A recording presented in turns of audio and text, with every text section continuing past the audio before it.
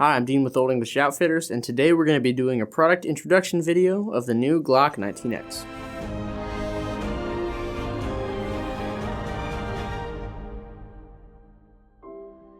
Okay, so starting where all reviews start, we have the box. This is your standard Glock box, except it does come in tan, flat dark earth, desert, whatever you want to call it, tan box instead of black. Starting inside, we have your standard paperwork in the back. You got your cable gun lock, cleaning brush, cleaning rod with an eyelet in it, all standard Glock stuff. The cool thing about the 19x, just to start off with, is it does come with your standard 17-round magazine with a +2 extension, and those are factory from Glock. So you're not going to get in trouble for having magazine extensions or anything like that if a court decides to be weird about it. It's factory, so don't have to worry about it. The 19x comes with 3 magazines, just like the Gen 4s and now Gen 5s did, and all 4 inserts, both medium, large, and then medium and large with beaver tails. So that's standard to Glocks, nothing new there. The actual construction of the gun is where we get into the new territory. So you have your FDE gun. We've seen that before from Glock. It is an FDE frame. This is not Cerakoted. That is the color of the polymer. Then you have what they call an FDE upper. The slide, whatever you want to say, it is FDE, it is tan, but when you actually look at it in person, it looks almost kind of like a very, very light bronze or something like that. It's not quite tan, but it does look nice, it does pair well, it does blend in well if that's what you're aiming to do. So for the 19x, the thing about it is they have never done a configuration like this before.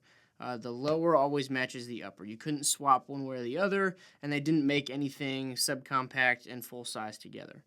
This has the 19 size slide or 19 size length and a 17 size frame. So you get the full grip of the 17, the capacity of the 17, in a very easy to maneuver 19 package. A lot of people have been given this gun a hard time because it's kind of the opposite of what a lot of people wanted. A lot of people would prefer the 17 length slide with the extended rifling of the 17, the extended sight radius of the 17, and the compact slide because it's easier to tuck away, easier to conceal, which a lot of people will think about. I've even seen people will buy a 17 and then cut it down to 19 length on the frame and just kind of clean up the bottom because that's the balance they want. So people were hoping to see that from Glock, but they have the 19 frame and the 17 slide. So people have been giving it a hard time, but I actually do like this package because I sometimes struggle with Glock 19s because I have such large hands. I like the size of the 19. It's very easy to maneuver. It's very easy to maintain in a firing grip and keep that muzzle down when firing because it's easy to control. But this 17 length grip is much more comfortable for me. So I do like that balance that they've added. I do think that they've really improved on the Gen 5 because there's no finger grooves, which a lot of people don't like. But they took out the flared magwell, which I don't think is really a necessary feature. It's nice if you want to add one, but I don't think you need a flared magwell for most guns. That wasn't a thing until people started doing, IPSC competitions and things where they could improve on their guns. Then they started doing flared magwells. It's not a necessary feature. They do have a grip plug that Glock guns did not come with before. Your standard grip plug would just aid with the feeding of the magazine by filling this little gap in the back. This one also adds, as a eyelet or hook or whatever you'd like, you can attach this to your person if you would like to secure the gun to yourself. So should you drop it, should it be stripped from your hands, it's still cable tied to you or tied with paracord, whatever you'd like, and you're not going to lose that gun completely. And it does the same thing, aiding with the insertion of the magazine so it doesn't get caught on your rear gap in the Glock frame. They have a little bit better toe than on the Glock 17 Gen 5.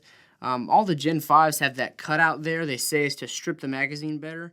I don't like that. I think it kind of breaks up the line of the grip. It's comfortable all the way until you get to your pinky, which bothers me a little bit. Here they extended the toe and then kind of relieved the sides here. So this aids with feeding of the magazine, and you can still grab onto the sides here and pull that out if you want. It's not quite a relief cut where you can get a full purchase on the magazine, but you can still grab it to pull it out should you have a double feed or something where you need to strip that mag.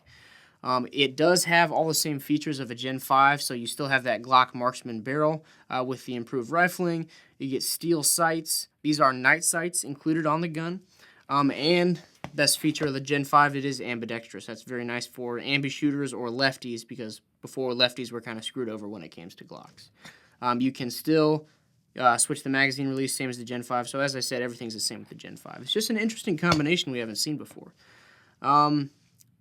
I don't dislike the 320, but I'm a Glock guy. I've said that a lot. I do prefer this over some of the 320s. I had a 320.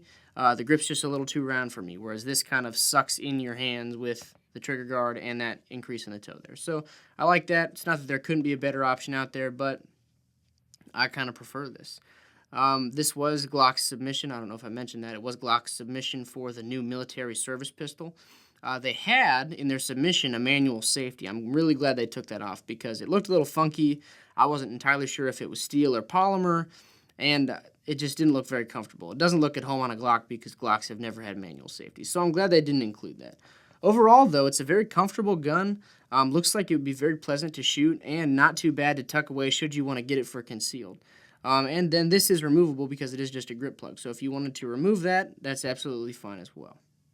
So guys, that pretty much sums up the Glock 19x. It offers a lot of good features. I really like those magazine extensions.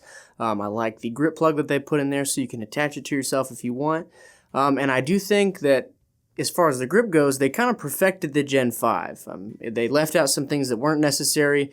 They added a couple features that I really like, so I love the feel of the grip. And I do as well hope that they kind of reverse it and put out something with a 17 length slide and a compact frame if you're going to conceal. But for a duty weapon or an outside the waistband kind of range weapon, the Glock 19x hits it right on the nose. Guys, thank you so much for watching. If you like what you saw, please like this video, leave a comment, and subscribe to our channel. I'm Dean with Old English Outfitters, and we will see you next week.